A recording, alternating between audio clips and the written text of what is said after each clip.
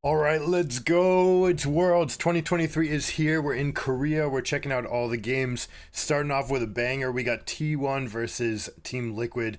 This team was built to win in Korea. Extra Korean teams. They even went for a moment with 5 Korean players on the team, but did sub out their mid laner because APA was playing at such a high level that he demanded to have that stage given to him. It did break up the language barrier, or it did create a language barrier. Previously, they were all speaking Korean, which was much more comfortable for Summit and Pyosik, especially Yeon as well. Core JJ has plenty of experience in NA, but we'll see how that goes, whether or not they have any late game calls. If I'm playing against a multilingual team that doesn't have a base language they communicate in or doesn't communicate well, I'm going to try to make as many rotations as possible. I'm going to try to make them dance. But going into the draft, we see right off the bat the APA Ziggs pick. They show the respect to it. That gets knocked off. We saw Prio on Orianna and the answer of Syndra. We're going to see a lot of this, although a lot of people are going into Azir as well, just taking plenty of range into this matchup. Very happy to play it, playing control mages from mid. Noticeably absent from the bans is Rumble and Ivern, so we'll be interesting to see if those show up. Again, this format's going to be best of one Swiss format. You're playing against one team once, then you're moving up or down into a winner's bracket, loser's bracket. Once you have 2 wins or 2 losses, the rest of your games become best of 3 series. And then if you lose a third time or win a third time, you are knocked out or you advance.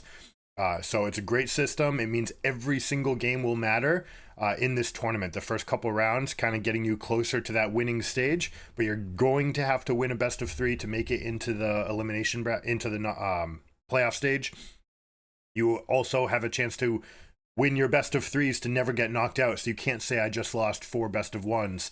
Now if you lose 2 best of 1s, you're going into best of 3s and you have a chance to fight for it.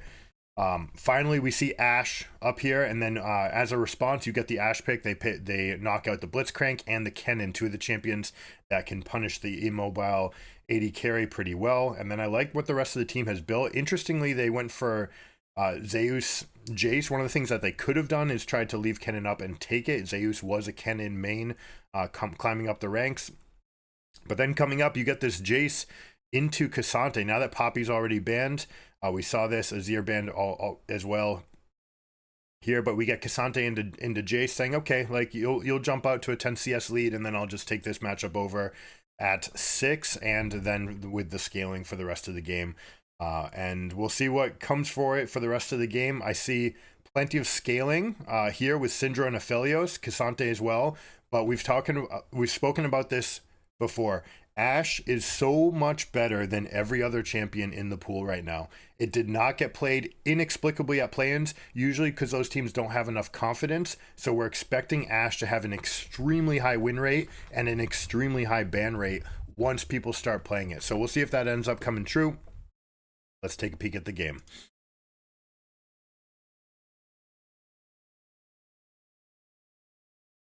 All right, so we have a rush out. I don't like that they don't show us the very beginning to show where people are going. So you kind of have to catch up, see where all the wards are out. We have a fan out start from T1, looking to cover all of it.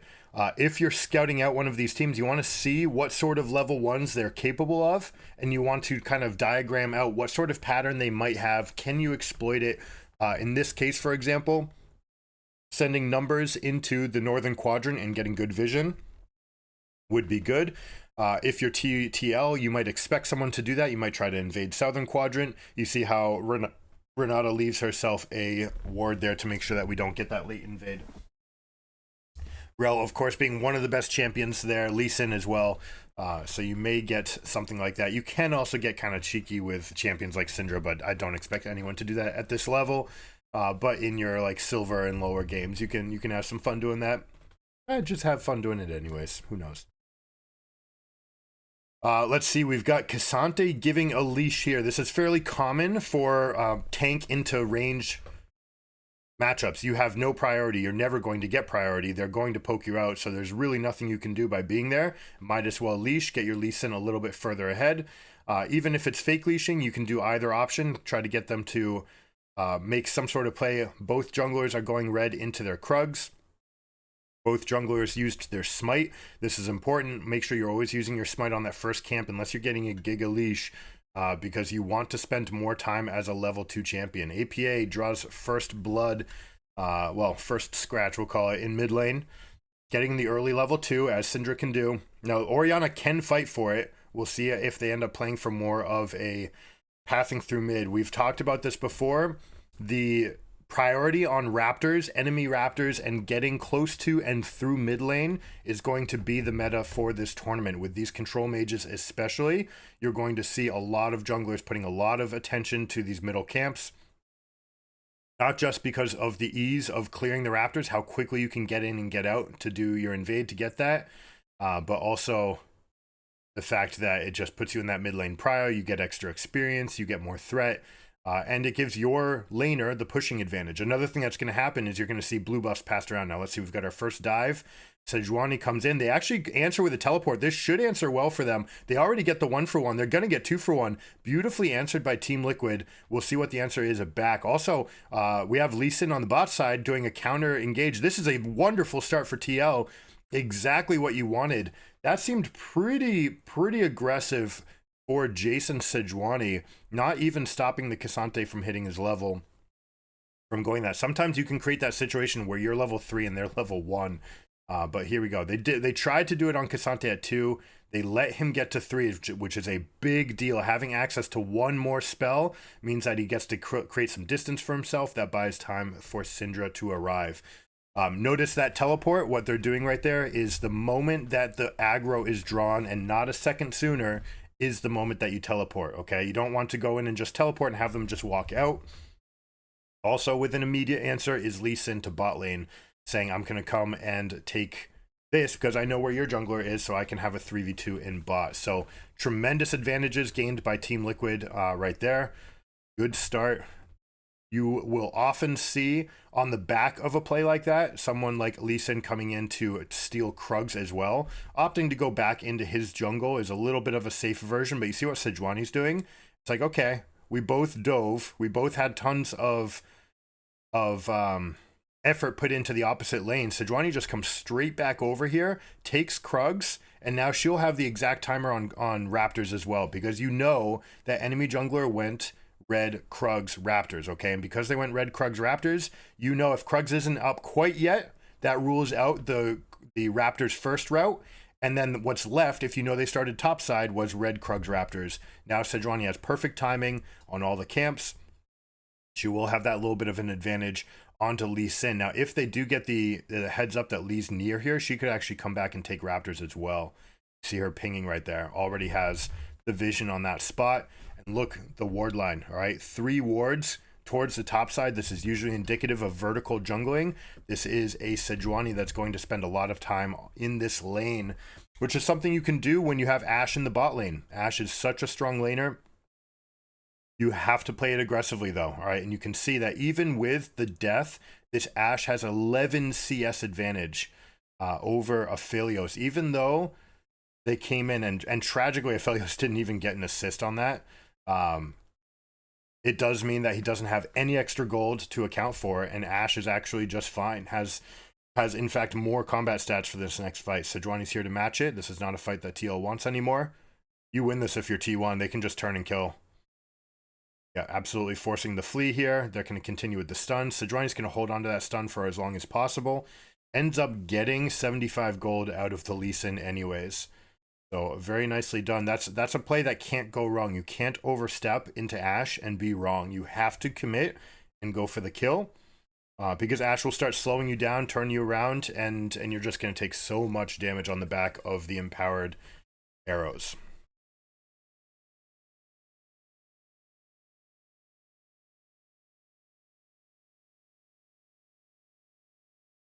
Now, mid lane's largely just going to be a push fest back and forth.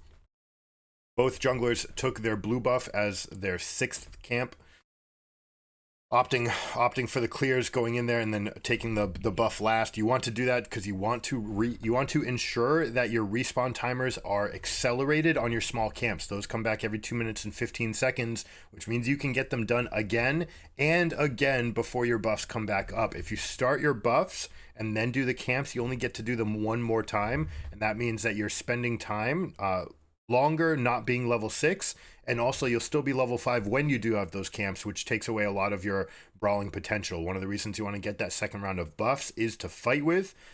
In this case, with Lee Sin and Sejuani, I expect this action to go over to the mages. They should transfer these buffs. Some teams have been doing it, some teams have not.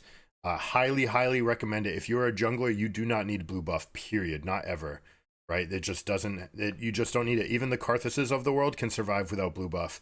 Yes, it slows them down a little bit, but the difference between playing a control mage matchup where one of you has blue and the other one doesn't is completely game changing. And if your mid laner has to give up prio because you can't generate enough mana to get a push, then you're going to feel the effects as the jungler, and it won't matter that you have a blue buff. So that's something that these players should absolutely be keeping track of for themselves and making sure to pass along. Now, Lee Sin getting a vision of the Jace. They bait right here. They wanted his EQ. Kasante's going to shield it, bring him back to the other side, peel him to the lead. This should turn into a kill. But Zeus actually turning around to getting a big chunk onto Kasante with all those resistances being gone. But flashes away. Game is looking fantastic, but despite the score, look at the CS diff, right? The fact that Ashe is up essentially a whole kill on her own is mitigating this significantly. Not just that, but they have 3 plates for themselves, whereas NA has 0. So they have normalized the gold in the game. In fact, they've jumped ahead, and this can be dangerous because TL might think they're ahead, and they might think that one of their shops is better. Oh my goodness, Ashe into Aphelios. This is one of the reasons why Ashe is so good. On top of just being the best laner, period, and the threat of the highest damage in the game in bot lane, it is also the singular best champion to leave alone in bot if you're not afraid of an all-in.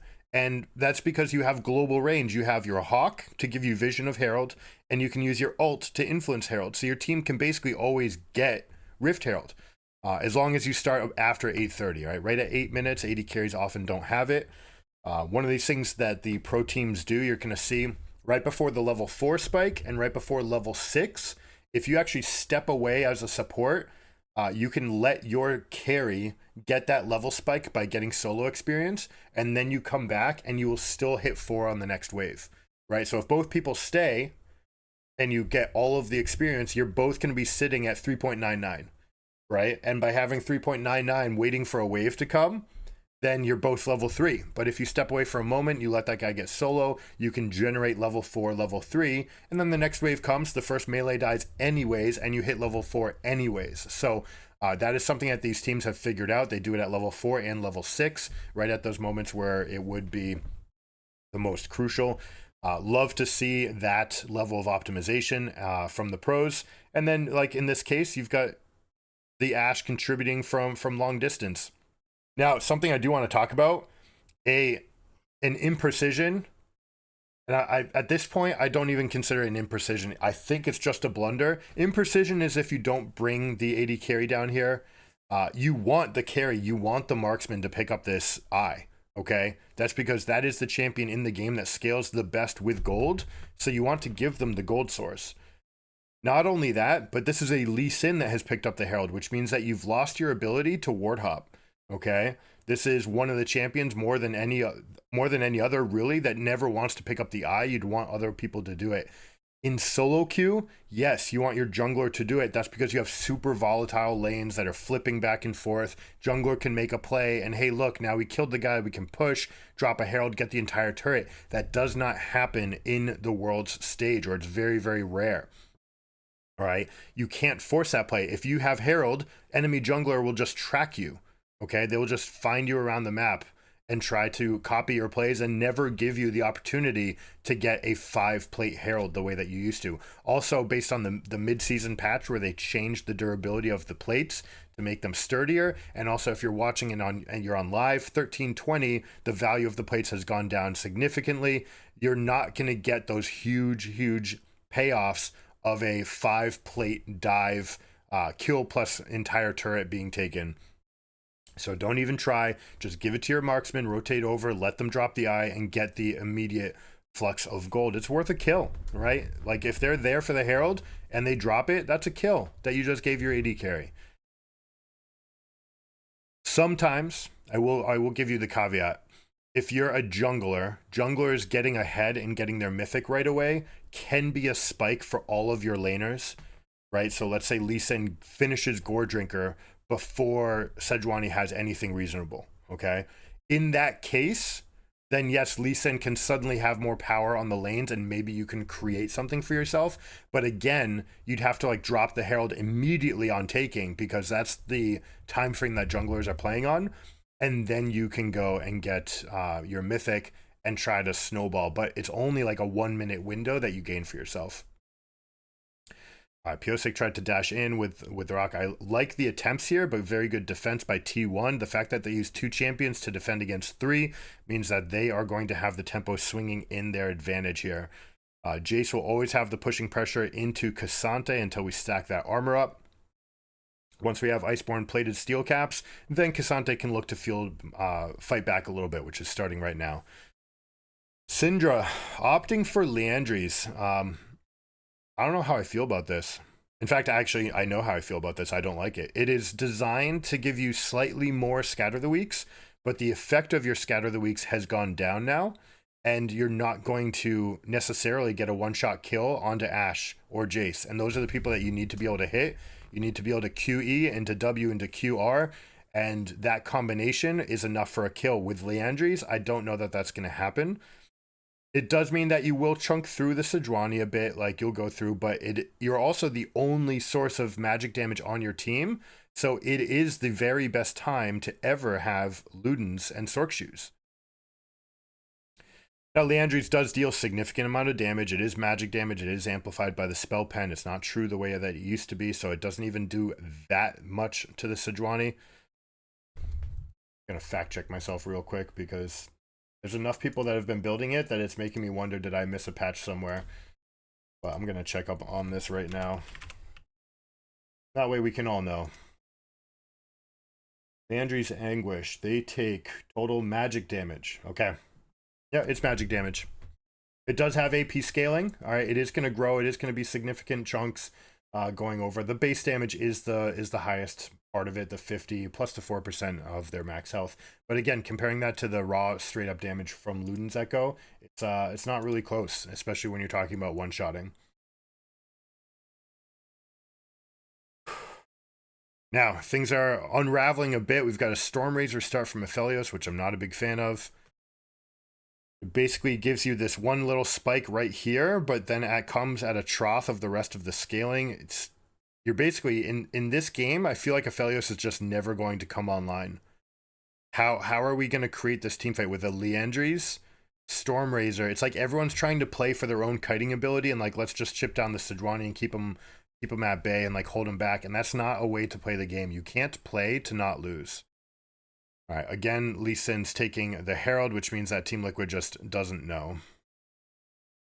Sometimes you're making a choice, and like I said, the one moment you'd want your jungler to really have it at this level is right at the beginning, pre-mythic, so that they can get their mythic, turn it on, and fight it. Oh my gosh, that took a flash from APA.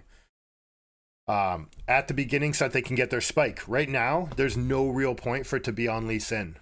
It's too easy for teams to defend. The wave clear is too good. They can play safely. They can shadow.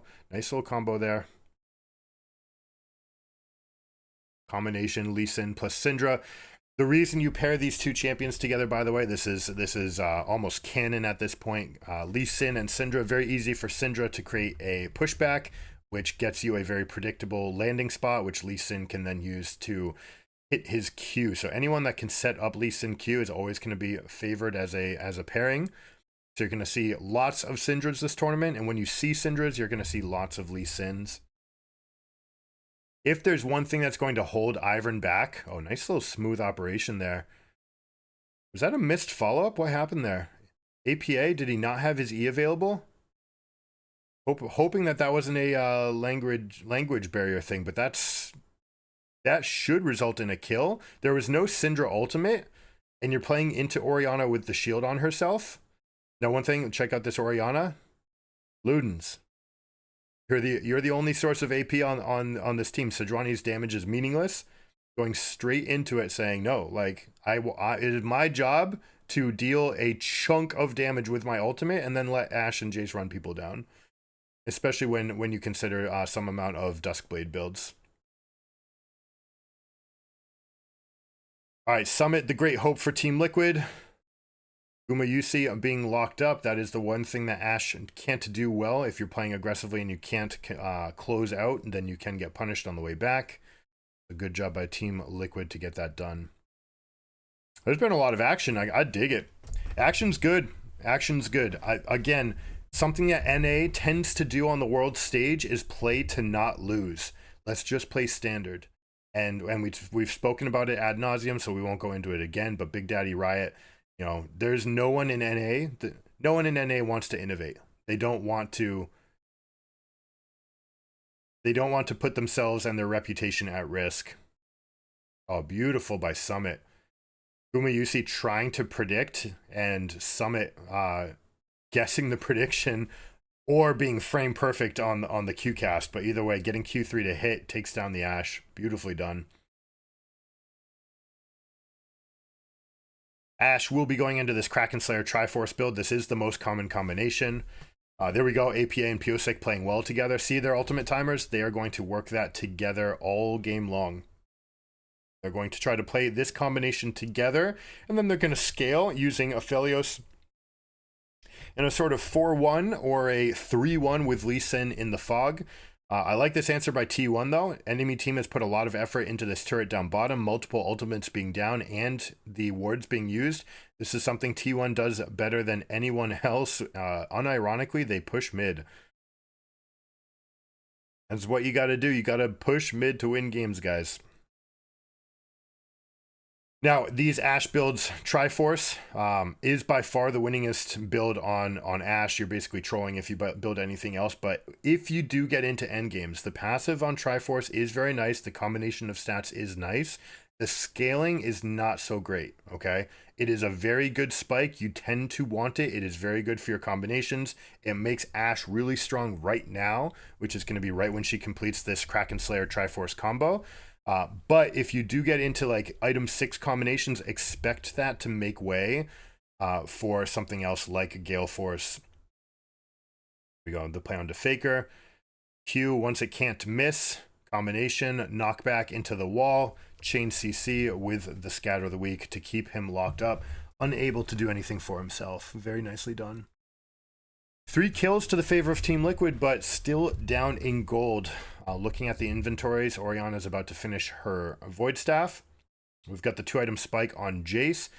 Also, having picked up that tier earlier means that he finished Manamune. A lot of Jaces in the play-in stage were still at 20 minutes, not having finished their tier, and that's a big loss. Like, this is a window where some people are on 2 items. You need to be on 2 completed items at least, and if you don't have Manamune completed, Mirror Mana, then it doesn't count. It's a fake item, okay? You can't count it as a spiked item unless it's fully charged up. The mana's nice. It lets you lane fine, but as far as being an item for these combat situations, you absolutely want it. Interesting to see Jace opting to sit on magical footwear, by the way. He's not upgrading this, going for Caulfield's Warhammer. Perhaps the gold was just right for it. Sometimes we see Lucid Boots and Longsword being a nice combination, especially if it means a champion that needs extra flash engages. But we like this right now. Lee Sin sitting on 2 items. Syndra about to finish Void Staff. Orianna has already finished hers. So despite Syndra having 2 kills, Orianna, just with the better CS, 20 more CS, is able to get that difference and able to pull in. Also worth noting, the Merc Treads. This is something you're going to see probably 100% of the time against Syndra's. Merc Treads just holds way too much value against that champion. Not only to be able to dodge the harass at the level like 6, 7, 8, 9 when you're picking it up, but also reducing the damage. But also, most importantly, it gets you out of the Scatter of the Week stun duration with enough time to dodge the other spells so you don't get chained death. Now, if we another thing worth thinking about, if we looked at Syndra, Merc Treads versus Orianna, kind of similar, not quite the same because you're not getting the stun, but the stun source is coming from Sejuani and from Ashe. I would have preferred to see the opposite, just like Orianna did. Merc Treads into Ludens. Make sure that you're getting that damage higher earlier, and then you can have the Merc Treads as your sort of source of safety, whereas it looks like she wants her source of safety to be the E by getting extra cooldowns, but that just doesn't come online. Ability Haste is one of the worst stats in the game. Heal Cut and Ability Haste, just don't put value on them, right? They don't do that much until you're super stacked in the end game, where it allows you to keep up with some of the marksman damage, but yet it doesn't. It's still going to be about that one spell. That one rotation is often what it takes to win these fights. So it's much more impactful to have stats, actual stats, than just ability haste. Now, Faker saying that we are in a lull state, and because we're in this lull state, we're pushing mid. It means I can go make this play. I don't like that Ashe also used it. Perhaps they were both thinking it at the exact same time, like, hey, I can finish this kill with the ultimate. It does have a fairly short cooldown, so Ashe will probably be bringing it back. Ooh, out of range here, but it is 5v1. They're going to take this. Look at T1's answer. Faker's going to buy the maximum amount of time. Team's going to push, and they're going to push into the quadrant here to find picks. All right, Ashe is pushing, saying, all right, I dare you to come answer the Ashe. I've got 3 people in the way, and you just used 4 ultimates. All right, in some cases. In this case, it wasn't, they didn't actually have to use that much. It was just Lee Sin, but they still had spells on cooldown. You also have Syndra at 1/3 health already.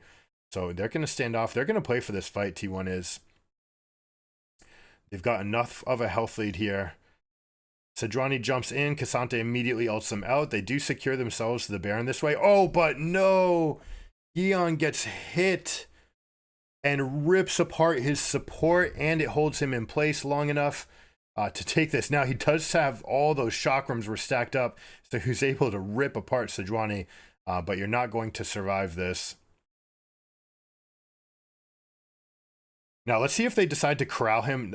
He's too big of a threat. It's not like a support or a tank that you might want to keep them alive longer. If that were a support or tank, you might have seen them hold that position a little bit longer. Yosik, I love this idea.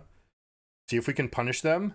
Doesn't have perfect information, but might get some derived information here. And the teleport is going. It is 1 second before the recall timer goes off, which means that they have to fight this as a 2v2. Lee Sin should be looking to come back in here.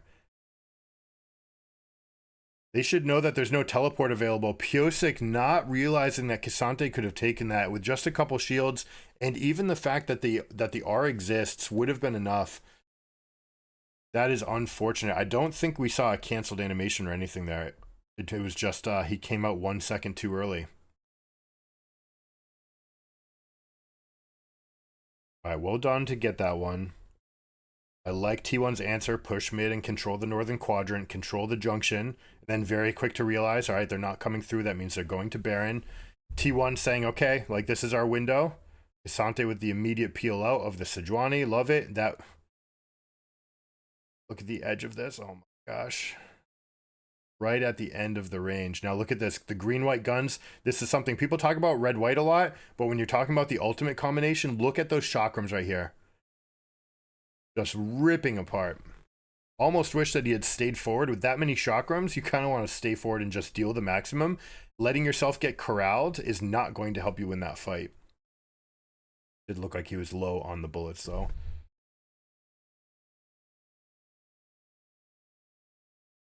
All right, Team Liquid has Baron, but does not have a gold lead. So they're going to probably stretch out, try to get at least this outer in mid lane. You're going to see the ADs more likely to defend this. Orianna might stay nearby to stop any kind of all-in.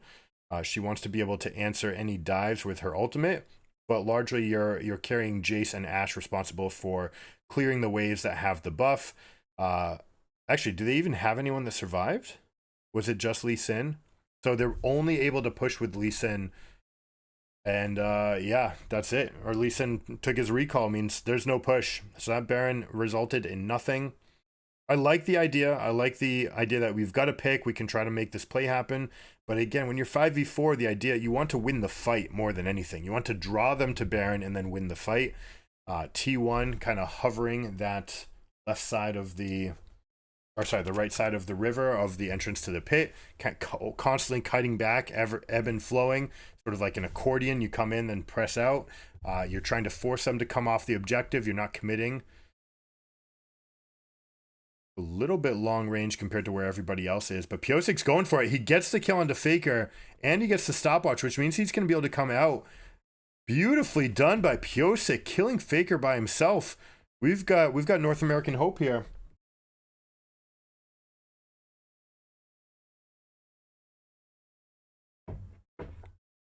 We have a problem though. The 60 CS gap between Ashe and Aphelios is going to rear its head.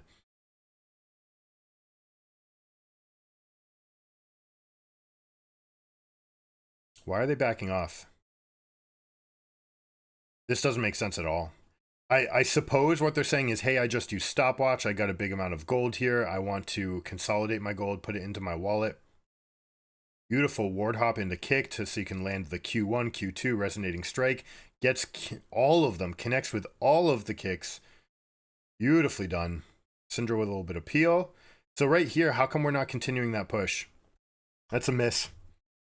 I know you're afraid of Orianna coming back and the fact that they have their ultimates. Lee Sin does not. You also just used your stopwatch. So you've used a lot of your gold and a lot of your momentum, but you had longer, right? Especially if you feel like you control the Western Quadrant, then you don't need to worry about teleports behind you. You can go in and say, all right, let me secure this area. I don't want Orianna to flank on me. I want to be able to take this turret, actually get the full K value, and finish that siege, and then potentially hold that for longer, kind of force them to use more, and then you can walk your way back going. They opt to try to take the tempo play, which is to back off right away, collect all your resources, spend your gold, and see if we can use a spike. It does mean that we finished third item on Aphelios. It means that we finished third item on Cassante, so they do get something for themselves here, but now you're gonna have to deal with the full power of this Orianna.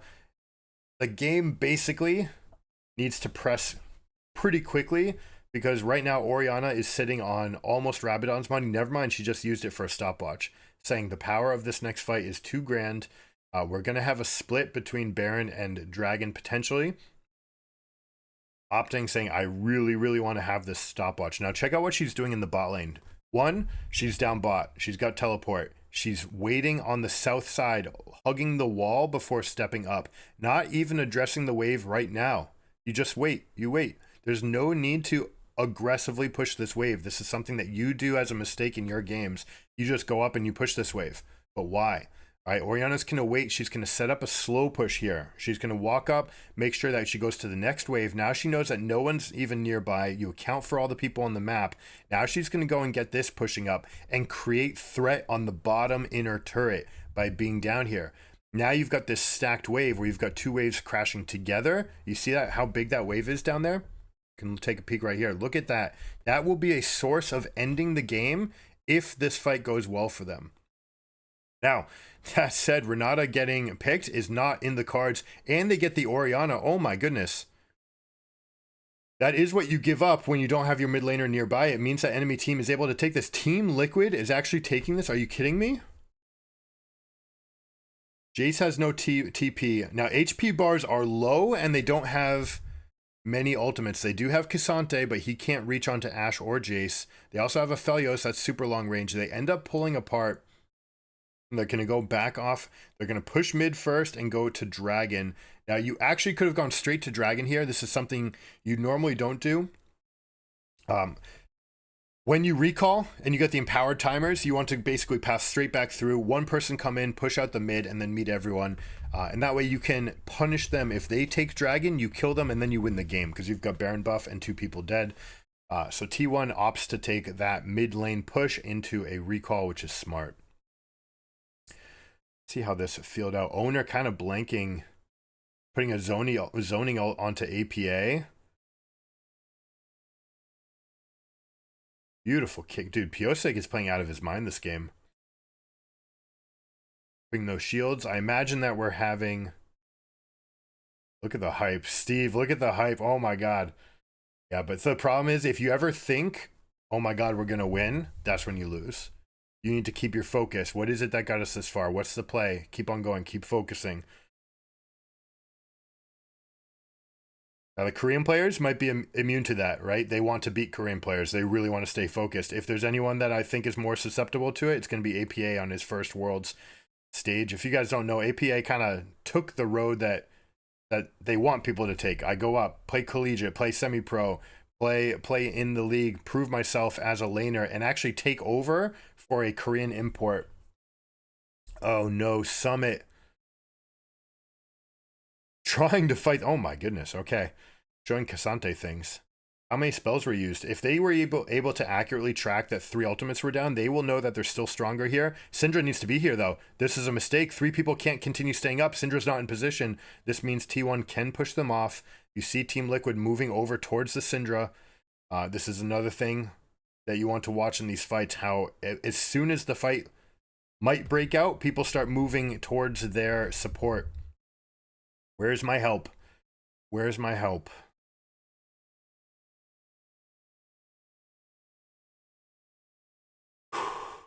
Heart rates are going up. NA has never beaten T1 at Worlds. That being said, this is Team LCK. Team LCK in the form of TL. They've got 4 Korean imports here. 2 of them who have just played enough in the region, Core JJ and Summit, so that they are considered to be NA players now. They can play in either region. But man, you need to see that little pick. Love the dash. Dasha dashes, dodges the ult, then all outs back. Little combos. Or it looked like all out into dash into W. Sante things. Now, Force of Nature. Why did you pick up Force of Nature? Cassante. I don't know. This seems wildly imprecise. And why does he also have... Why is he also going for Abyssal Mask? What? I don't get what's going on here. Is it because you think you can stack up? I mean, you don't even have Leandries here. The one person who can deal you magic damage, Renata doesn't count. Renata could, I mean, it could count, but Orianna is the only one dealing you damage. Yes, it might be your job to like walk up into the control mage. That is a thing, but that mage is gonna hit you with their rotation, and that's it. I don't like this. This is way too much magic resist. I would significantly rather see anathemas, and you put the anathema on Orianna, and then you stack armor, right? And you just say, this champion's not allowed to deal damage to you. Anathema also has effect while you're in the all-out. It's giving you not as many stats to give up. It's not giving you all the scaling. Oh, did he just miss that? Danger. It's not as much stats resistances for your scaling, but it is completely going to shut off the Orianna's damage better than any other item can do in the game. Better even than Force of Nature. And then you've got, it's cheaper. You get it faster. I hate this. He finished the Abyssal Mask. What is going on, Summit? This makes no sense to me. Also has Randuin's Omen. When Ashe's crit strikes, a lot of their damage gets converted into extra slow. All right, we see the big engage, but look at these shields. Orianna with the, I believe she finished Rabadon's, right? The size of these shields are enormous. Ashe is going to rip this fight apart, and that's going to be GG. Team Liquid, you came so far, you got so close, but you get out team fight at the end of the game. Kuma actually flashing onto Summit saying, I'm going to hold this guy back. You guys go and end the game. Wow. So close. Dutifully. It's pretty rare. Normally this is the opposite. Normally it's tank holding back the AD carry, the one person who stayed alive, and the rest of the team going to end. In this case, it's Ashe keeping Cassante from doing anything. He doesn't have enough HP to stand off against the Lord Dom's Ashe to be able to just like tuck in somewhere, get a shield, and then go and end up with a flyby arrow. So close, so far. Let's take a look at that last fight again. All right, so why does this come about? Look at the formations first off, nice and spread. Control ward advantage is something you're looking for these fights, especially when you're looking that you might be rotating in this direction soon, which makes sense. Both teams have 2 dragons. Neither one of them cares about D3. This game is going to end or get scaled before then. This right here is the real objective. So I like the lean here from Team Liquid. Good little spread. Everyone's going to be dodging as many skills as possible. Syndra's trying to hide her position as best as possible. Also, you can have some weird angles on rocks. For those of you guys who don't know, when you use your Q and your E, if you make it more than half of the way over the wall, the Q will land on the far side of the wall, and then your E will push it from there. So your QE can actually gain range as a Syndra if you use terrain correctly. And it's not like you can use it right here. You can't use it, but if you're going from here to here, for example, you can actually make this go. Make your QE go significantly further. The rest of the formation, Core JJ already taken one little chunk. You have to favor Jace in spots like this where they're going up and trying to chunk each other as much as possible. We do have an eye edge from Aphelios, which I do love to see. Gale Force has been nerfed enough, and eye edge has been statted enough where you can play for this. Boom, stun onto Syndra. That hits long distance, means that they don't have the follow-up, which means that Summit is in here really deep, but not just really deep. He's in here with Force of Nature, Abyssal Mask, Randuin's Omen. He basically bought, I'm not going to call them blank items, but this is 3 items that have very little effect against this team. You hold them up, Core JJ finds the perfect window, except it's not onto Guma, which means it's not perfect. Look at this position. This is so nice. Look at this. People in the front, artillery on the sides. Jace doesn't get hit, Ashe doesn't get hit, and they're able to take this fight. Faker soaks it up with the big shield, and that's Rab's diff. Also, you know, worth noting, this stun that hits Syndra. Syndra really not able to contribute in this fight. Look, she's stunned right there. She's out of the fight for 2.5 seconds. Now she comes back in. Immediately Chase pokes, hits right away. Yeon dies in the duration of the Renata. Anytime you have this fight, any kind of long range ability that's going to hold your team down is going to be so powerful. Very nicely done. It's kind of wholesome. I like that a game ended with a fight butting heads in mid lane. Fighting for prio, for who could gain the river for getting into Dragon. That feels good to me. I'm happy to see that. Not just at like random some other place, but actually fighting for control, seeing a window. The window looked right. Everything's great, except for we have blank items here. This makes no sense to me. Would have much preferred to see the standard items. Like the 2 best items, the best synergies with Cassante's kit. You guys can pause the video for a second. If you think you know, pause the video, put it in the comments. What do you think he should have built? All right. But the best items on this champion, just historically, the best synergies, Gargoyle Stone Plate, because of the massive shield that you can get before and after the All Out. Plus the combination of stats you get when you're diving into the team when you're actually just being a tank. Frozen Heart, which has tremendous amount of cooldown. It also still CCs people while you're diving into them in all-out form because it reduces their attack speed. That is one of the best ways you can stop Ashe from dealing extra damage. Not to mention, you know, Orianna damage actually does stack up over time, although it's a small thing. But really, you're looking at the Ashe, especially if you're not able to lock her down. But it's just a tremendous bundle of stats, and then you could have gone Anathemas with that combination. Then you have the highest amount of armor, the best resistance items in the game. You've got more than enough MR between that one item, Gargoyle Stoneplate. That's all you need. You just need one piece, and then Anathemas. That's enough. You don't need to worry about Orianna.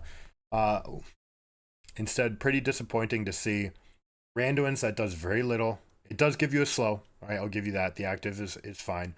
Force of Nature, basically blank against this team. Abyssal Mask, not just blank against the team, but also what is it doing for you? Right? Like you're only amplifying the your rel damage. I mean, this is not damage. This is damage, but now you have to be like fully in on one target that Syndra's locking down. That's normally Lee Sin's job. This needs to improve 100%.